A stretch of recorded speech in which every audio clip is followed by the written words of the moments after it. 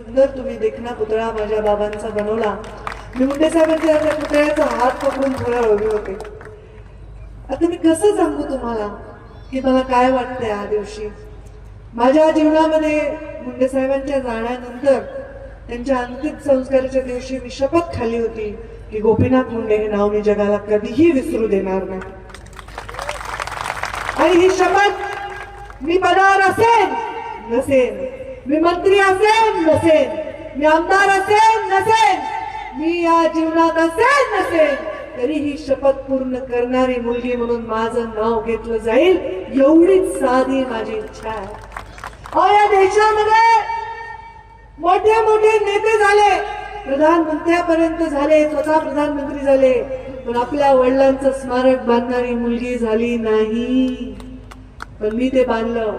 गोविंदांना माहिती आपण किती तेव्हा चळवळ केली होती. एक वीट गोपीनाथ गडासाठी ऊस तोडणाऱ्या माणसांनी, माळाकोळीच्या या गरीब माणसांनी प्रत्येकाने एकाच विटेचा पैसा दिला, एकाच विटेचा, आणि भव्य गोपीनाथ गड उभा राहिला. पण ते स्मारक बांधण्याचं खरं कारण काय होतं तर या स्मारकावर नतमस्तक होणारा, मुंडे साहेबांवर प्रेम करणारा माणूस, त्याला जायला ते ठिकाण आहे हक्काचं. त्याची मालक पंकजा मुंडे नाही, त्याची पालक मुंडे परिवारातला कोणी, प्रीतम मुंडे नाही, यशस्वी मुंडे नाही, धनंजय मुंडे नाही, कोणी नाही आहे. त्या स्मारकाचे मालक तुम्ही आहेत. एकही रुपया मी ना सरकारचा घेतला ना कुणाचा घेतला. तुमच्या घामाच्या एका विटेतून प्रत्येकाची एक वीट निर्माण करून ते स्मारक झालं. पण आज माळाकोळीच्या या स्मारकासमोर मला गोपीनाथगड सुद्धा लहान वाटतोय. कारण एक कप झालं, 12 दिवस आपण सुतक पाळतो, तेरावा करतो, गोड जेवण करतो, मग माणसाला आठवण राहत नाही. अशा जमान्यामध्ये 12 वर्ष एका नेत्याला जाऊन सुद्धा अजूनही त्याचं स्मारक उभं राहतंय. बरं झालं या स्मारकाला 12 वर्ष लागली. बरं झालं. कुणी म्हणलं 12 वर्ष झाले, एक तप झाले, वाट बघावी लागली. अरे 12 वर्ष होऊनही अजूनही मुंडे साहेबांचा पुतळा उभा राहतोय, स्मारक उभा राहतोय. माझ्या कातड्याचे जोडे जरी मी केले ना आणि तुमच्या पायात घातले तरीही हे ऋण फिटणार नाही. मुंडे साहेब मंत्री झाले होते देशामध्ये आणि त्यांच्या सत्काराची तयारी करायची जबाबदारी माझ्याकडे.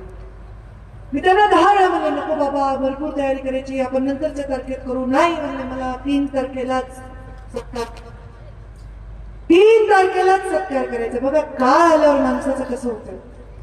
आम्ही म्हणत होतो नको, आमची तयारी होणार नाही, आम्हाला जंगी करायचंय. 14 वर्षानंतर वनवास पिटलाय, मुंडे साहेब मंत्री झाले, पण त्यांना काळाने बोलवून घेतलं. आणि असं कधी झालंय कुठल्या राजकारणात, जीवनात तुम्ही बघितलंय?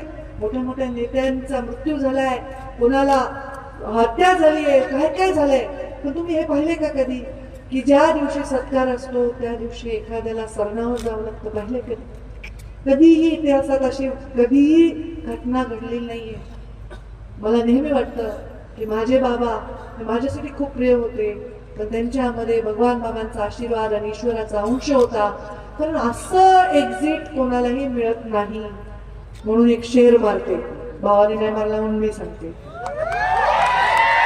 जिंदगी में कुछ इस तरह निभाया अपना किरदार, जिंदगी में कुछ इस तरह निभाया अपना किरदार, पर्दा गिर चुका है तालियां फिर भी बज रही है.